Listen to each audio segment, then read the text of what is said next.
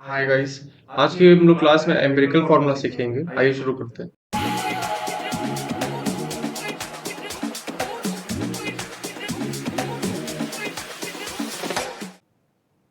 NEET का एक important chapter है मोल कॉन्सेप्ट।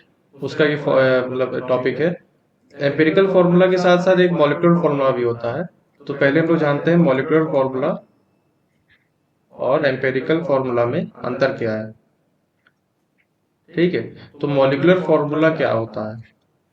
मॉलिक्यूलर फार्मूला होता है, अगर इसकी डेफिनेशन लिखें तो एक्चुअल नंबर ऑफ एटम्स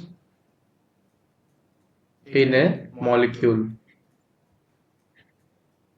जैसे है C6H12O6। तो अगर C6H12O6 है तो इसमें एक्चुअल नंबर ऑफ एटम्स कितने हैं एक मॉलिक्यूल में, ये होता है मॉलिक्यूलर फॉर्मूला। यानी इसमें कार्बन कितने हैं तो 6 हैं, हाइड्रोजन कितने हैं 12 हैं, और ऑक्सीजन 6 हैं। तो ये मतलब ये मॉलिक्यूलर फॉर्मूला हो गया। इसी तरीके से इसके जो आज का हम लोग का टॉपिक है एम्पिरिकल फार्मूला। तो एम्पिरिकल फार्मूला अगर हम लोग देखें, एम्पिरिकल फार्मूला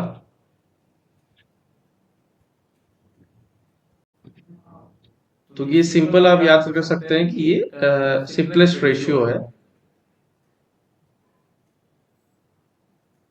ऑफ एटम्स जो एक मॉलिक्यूल में है। ठीक है, तो सिंपलेस्ट रेशियो आप ऐसे याद कर सकते हैं। ज्यादा मतलब पूछता नहीं है ये डेफिनेशन, मैं तो समझाने के लिए बता रहा हूँ। तो मान लीजिए जैसे एग्जांपल है C6H12O6। तो ये 6 है, ये 12 है, ये 6 है। इनका सिंपलेस्ट रेशियो क्या होगा, यानी ये कौन से उससे डिवाइड होंगे तो आखिरी में एक सिंपलेस्ट रेशियो में आएंगे। तो आप यहाँ देख सकते हैं कि 6, 12 और 6, ये जो है 6 से सब डिवाइड हो सकते हैं ना। तो ये हो जाएगा CH2O, क्योंकि 6 2 12 और 6H2O। तो ये एम्पेरिकल फॉर्मूला आ गया, यानी सिंपलेस्ट रेशियो। और एक्चुअल नंबर अगर बात की जाए एक मॉलिक्यूल में एटम्स की, तो मॉलिक्यूलर फॉर्मूला होता है। और सिंपलेस्ट फॉर्मूला की बात की जाए तो एम्पिरिकल फॉर्मूला है। ठीक है, अब हम लोग जो है क्वेश्चन कैसे सॉल्व करना है वो सीखते हैं। देखिए, इंपॉर्टेंट पार्ट इस टॉपिक का यही है, determination of empirical formula when percentage of element is given. ठीक है, तो अगर परसेंटेज ऑफ एलिमेंट गिवन है, मान लीजिए एक क्वेश्चन लेते हैं हम लोग कि कार्बन जो है 80% है। ये मैं आपको एक ट्रिक से भी करना सिखाऊंगा ना। और अगर हाइड्रोजन 20% है तो फाइंड एम्पिरिकल फॉर्मूला। EF से मैं एम्पिरिकल फॉर्मूला को डिनोट कर रहा हूँ। आगे भी अगर EF मैं लिखता हूँ तो एम्पिरिकल फॉर्मूला है। ठीक, तो इसमें क्या हो जाएगा, सबसे पहले आप एक टेबल बनाएंगे। ये शुरुआत में आपको ऐसा लगेगा कि जो है मतलब वो है ज्यादा कठिन है, लेकिन बाद में आसान हो जाएगा। तो पहले आप ऐसे टेबल बनाएंगे।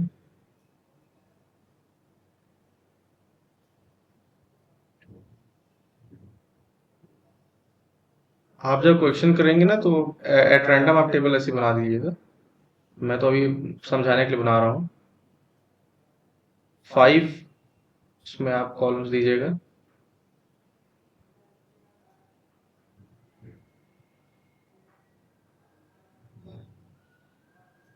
ठीक है, और अब हम लोग इसमें लिखना है, सबसे पहले हम लोग लिखेंगे एलिमेंट। ये मैं समझाने के लिए इतना लिख रहा हूँ, ऐसे आपको लिख के नहीं करना है। आपको डायरेक्ट मैं ये जो टेबल के अंदर जो कंटेंट होगा इसको आपको डायरेक्ट जो है सॉल्व करते समय करना है। ये तो मैं समझाने के लिए आपको एक स्टेप बता रहा हूँ। एलिमेंट लिख दिए, आप उसमें लिखिए फिर परसेंटेज उस एलिमेंट का कितना कितना दिया है, जैसे 80 है 20 है। ठीक है, उसके बाद आप लिखिए परसेंटेज अपॉन एटॉमिक मास, और फिर यहाँ लिखना है आपको रिलेटिव रेशियो। ये इस क्वेश्चन से आपको सब समझ में आ जाएगा, तो वेट करिए। और फिर यहाँ पे लिखना आपको सिंपलेस्ट रेशियो। तो जैसा कि आपको डेफिनेशन एम्पिरिकल फॉर्मूला की मैं बताया था कि जो सिंपलेस्ट रेशियो होता है ना एक कंपाउंड में एटम्स का, तो ये जो यहाँ पे सिंपलेस्ट रेशियो आएगा उसी से ये एम्पिरिकल फॉर्मूला हम लोग आ जाएगा।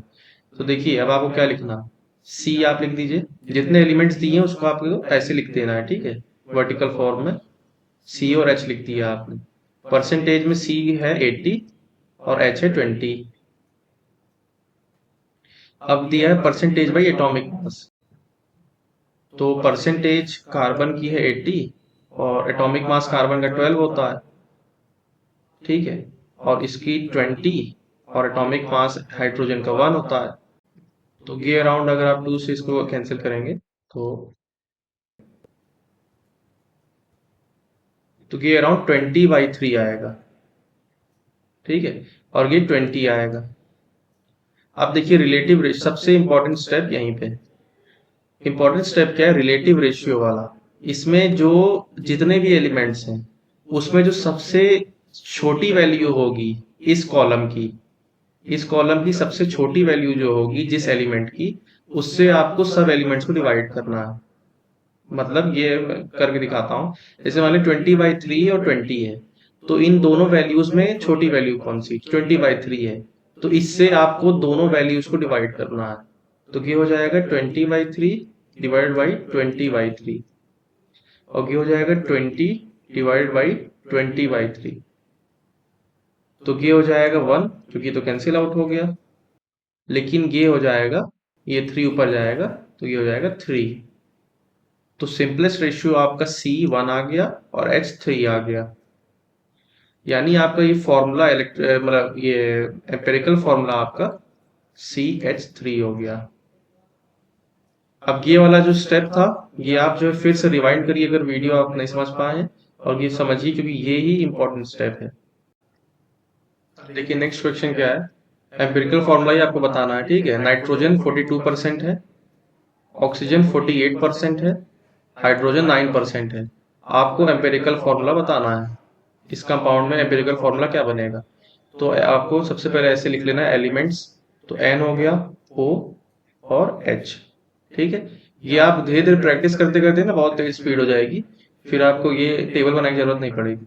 परसेंटेज में हो जाएगा आपका कि 42 दिया है, ये 48 और ये 9।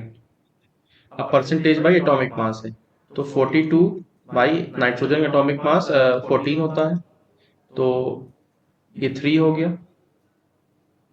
और ये आपका ऑक्सीजन है, ऑक्सीजन 48 है, तो ये हो जाएगा 48/16 होता है, ये भी 3 हो गया। और हाइड्रोजन 9 है ना, तो 9/1, तो ये 9 हो गया। ये 14 और 16 ये सब एटॉमिक मास है, ठीक है, नाइट्रोजन ऑक्सीजन की। अब रिलेटिव रेशियो, इसमें सबसे स्मॉल वैल्यू किसकी है, 3 है, तो 3/3, ये 1 हो गया। रिलेटिव रेशियो का ही स्टेप इंपॉर्टेंट है, ये भी हो जाएगा 1, लेकिन यहाँ पे आप 9/3 करेंगे तो क्या आएगा 3, यानी आपका सिंपलेस्ट रेशियो आ गया 113 NOH का। तो आपका ये एक कंपाउंड बन गया जिसका एम्पेरिकल फॉर्मूला है NH3O, NH3O, ठीक है।